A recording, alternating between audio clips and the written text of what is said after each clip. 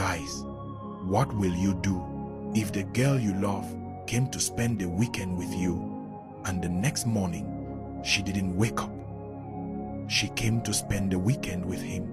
It wasn't the first time they'd been together, but that night felt special, quiet, warm, and full of little laughter that filled the small room. They talked about their dreams, their plans, how life would be when everything finally worked out. She called him her peace, and for him, she was the only light in his quiet world. She said she was tired, so she laid on his bed to rest. He smiled and whispered, "Good night." But morning came too soon. He called her name once, twice, no answer. He touched her hand, cold, lifeless, and everything inside him broke. He didn't understand what just happened. He wanted to scream, to wake her, but deep down, he knew. And in that moment, fear gripped him stronger than pain.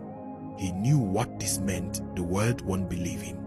They'll say he used her for money rituals.